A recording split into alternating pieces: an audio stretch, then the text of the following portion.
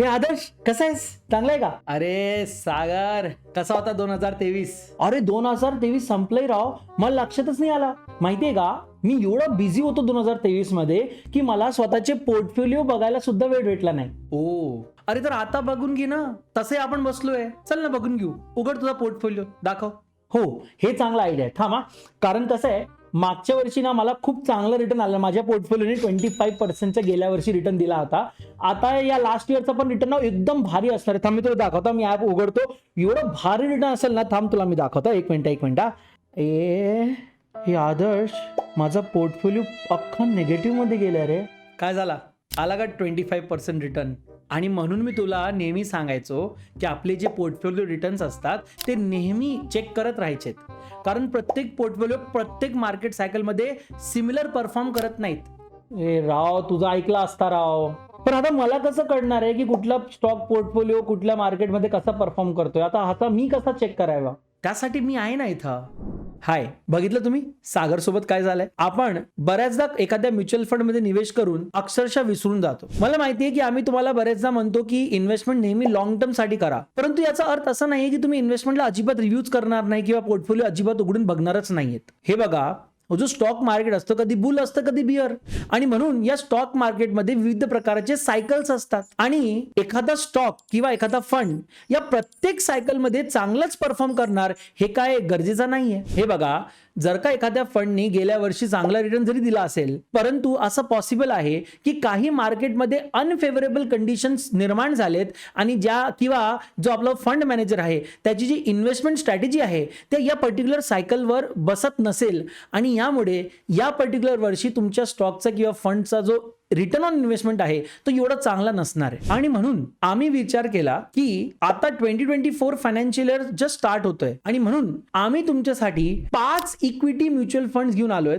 ज्यांनी गेल्या वर्षी बेस्ट रिटर्न्स दिलेत. या रिटर्न्सला कॅल्क्युलेट करण्यासाठी आम्ही जे नंबर्स कन्सिडर केलेत ते आज ऑन 29 मार्च 2023 आहेत. परंतु त्याआधी मला जाणून घ्यायचं आहे की तुमचा पोर्टफोलिओ कसा परफॉर्म करतोय. जर का तुमचा म्युच्युअल फंड पोर्टफोलिओ ग्रीन मध्ये असेल तर या व्हिडिओच्या कमेंट सेक्शन मध्ये बुल टाईप करा, आणि जर का रेड मध्ये असेल तर बियर टाईप करा. आणि जर का तुम्हाला अशी खूप एज्युकेशनल व्हिडिओज बघायचे असतील रेग्युलरली तर आमच्या चॅनलला सबस्क्राईब करा, बेल आयकनला हिट करा आणि या व्हिडिओला लाईक करून टाका. मग तेव्हाच तुम्हाला एनकरेजमेंट भेटेल. चला करा आता. अरे मी थांबलोय तुमच्यासाठी, प्लीज करा लवकर. चला मित्रांनो, करूया आजच्या या व्हिडिओची सुरुवात.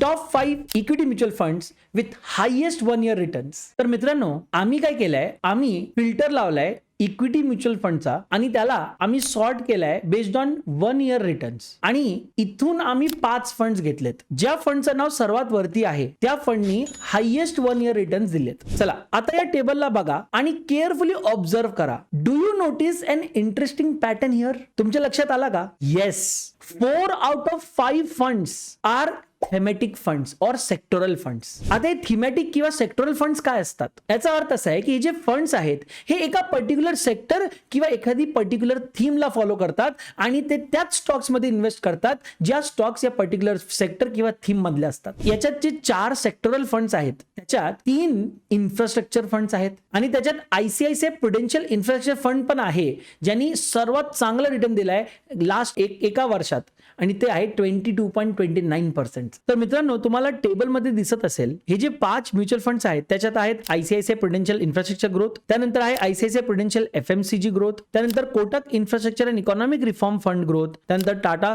स्मॉल कॅप फंड ग्रोथ आणि Nippon India power and infra fund growth. मित्रांनो, आम्ही जे रिटर्न्स केलेले कॅल्क्युलेट त्यासाठी एनएव्ही आम्ही 29 मार्च 2023 चा घेतलेला आहे आणि आम्ही एफओएफ्स कन्सिडर याच्यात केलेले नाहीयेत. इन्फ्रास्ट्रक्चर थीम मध्ये जनरली जे स्टॉक्स येतात ते असतात एनर्जी, कन्स्ट्रक्शन आणि फायनान्शियल कंपनीजचे. काही जर का तुम्हाला स्टॉक्सचे नावं सांगायचे असतील ज्यांनी चांगले रिटर्न्स दिलेत गेल्या एका वर्षात तर ते आहेत एनटीपीसी, कल्पतरू पॉवर आणि एलएनटी. परंतु मित्रांनो लक्षात ठेवा, हे जे सेक्टोरल किंवा थीमॅटिक फंड्स असतात ते खूप वोलाटाईल असतात. म्हणजे ते तुम्हाला चांगलं रिटर्न देतील एखाद्या पर्टिक्युलर सायकलमध्ये आणि खूप इम्प्रेसिव्ह रिटर्न दिल्यानंतर जर का सायकल चेंज झाला किंवा तुम्ही जर का पिरियड चेंज केला तर हे जे फंड्स आहेत ते अंडर परफॉर्म पण करू शकतात आणि म्हणून एखाद्या सेक्टरल फंडमध्ये निवेश करण्या अगोदर तुम्हाला त्या पर्टिक्युलर स्पेसिफिक सेक्टर आणि त्याच्या सायक्लिकॅलिटीच्या संदर्भात तुम्हाला भरपूर माहिती असायला पाहिजे तुमच्याकडे. त्यानंतर तुम्ही सेक्टरल फंडमध्ये निवेश करू शकता आणि तेव्हाच तुम्हाला माहिती पडेल की केव्हा या पर्टिक्युलर फंडमध्ये एंटर व्हायचा आणि केव्हा एक्झिट करायचं. चला, या सेक्टरल फंडच्या बायसला काढण्याकरिता आम्हाला असा विचार आला की आपण असे इक्विटी म्युच्युअल फंड शोधूया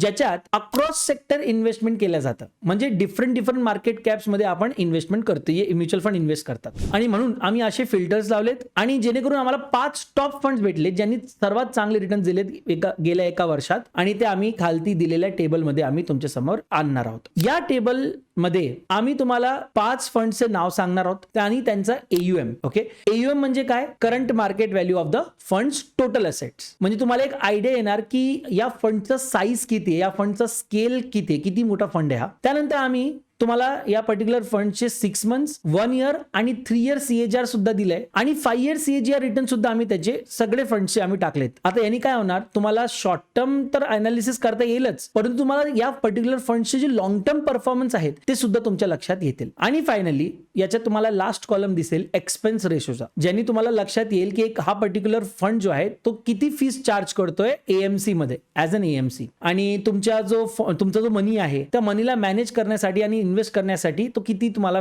चार्जेस लावतोय ते तुम्हाला लक्षात येईल. लक्षात ठेवा, जेव्हा एक्सपेन्स रेशो जितका कमी असला तेवढं चांगलं आहे. ओके, तर चला मित्रांनो बघूया टेबल. तर तुमच्या समोर आता तुम्हाला टेबल दिसत असेल, त्याच्यात आहे 5 funds. Tata small cap fund growth, HDFC small cap fund growth, Motilal Oswal mid cap fund growth, HDFC flexi cap fund growth आणि HDFC mid cap opportunities fund growth. या प्रत्येक फंडचे AUM, 6 months, 1 year, 3 year and 5 year CAGR returns and expense ratio तुम्हाला या table मध्ये दिसेल. लक्षात ठेवा, आम्ही जे रिटर्न्स कॅल्क्युलेट केले त्यासाठी आम्ही NAV घेतलेले ॲज ऑन 29 मार्च 2023 आणि आम्ही FOFs, थीमॅटिक किंवा sectoral funds, ELSS funds, index fund, solution oriented funds आणि फोकस फंड्सला कन्सिडर केलेला नाहीये. तर तुम्ही या टेबलमध्ये बघू शकता की टाटा स्मॉल कॅप फंड या फंडनी प्रत्येक फंड्सला बीट केलंय in terms of 1 year return and 3 year CAGR returns. 6 monthly returns मध्ये हायेस्ट आहे HDFC स्मॉल कॅप फंड, परंतु जर का तुम्ही 5 इयर CAGR रिटर्न बघत असाल तर Motilal Oswal mid cap fund यांनी हायेस्ट रिटर्न दिलाय 15.74%चा. आणि सर्वात शेवटी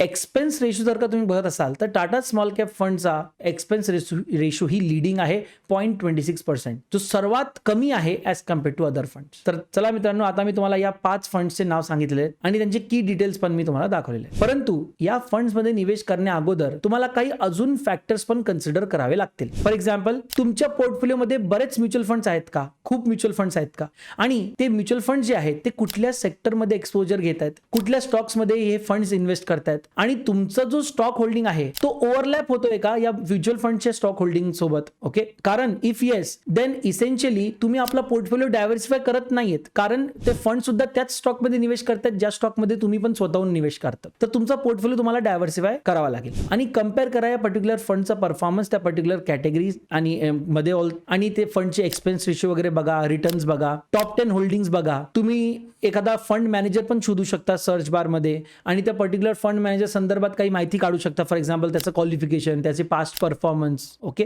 आणि त्यानंतर तुम्ही डिसिजन घ्या की तुम्हाला त्या पर्टिक्युलर फंड मध्ये युनिट्स परचेस करायचेत की नाही. ओके, तर ही होती आजची व्हिडिओ. परंतु मित्रांनो, तुमच्यासाठी माझ्याकडे एक एक्सरसाइज आहे. तुम्ही आपल्या मोबाईल मधनं ऍप ओपन करा ज्याच्यातनं तुम्ही म्युच्युअल फंड मध्ये निवेश करता आणि चेक करा तुमच्याकडे तुमच्या पोर्टफोलिओमध्ये किती म्युच्युअल फंड्स आहेत आणि त्यापैकी किती फंड्स एका सेम सिमिलर कॅटेगरीमध्ये इन्व्हेस्ट करतायत. फॉर एक्झाम्पल, तुमच्याकडे टोटल 5 म्युच्युअल फंड्स असतील, परंतु त्यापैकी जर का 3 लार्ज कॅप फंड्स आहेत तर ते सेम कॅटेगरीमध्ये इन्व्हेस्ट करतायत. असं तुम्ही मला कमेंट सेक्शन मध्ये लिहून पाठवा. जर का तुम्हाला आमचा आजचा व्हिडिओ आवडला असेल तर please please please consider liking the video and sharing it with your friends. आणि लक्षात घ्या, हे जे व्हिडिओज आहेत हे एज्युकेशनल पर्पजेस साठी आम्ही तुमच्यासाठी बनवतोय आणि याच्यात कुठल्याही प्रकारचा बाय किंवा सेल रिकमेंडेशन नाहीये. Don't forget to subscribe to grow Marathi YouTube channel. आणि कारण कसं आहे की आम्ही तुमच्यासाठी सतत स्टॉक मार्केट, इकॉनॉमी आणि बिझनेसवर चांगले व्हिडिओज घेऊन आम्ही तुमच्या समक्ष येतो. Happy investing. Signing off. C Adarsh Joshi. Bye bye.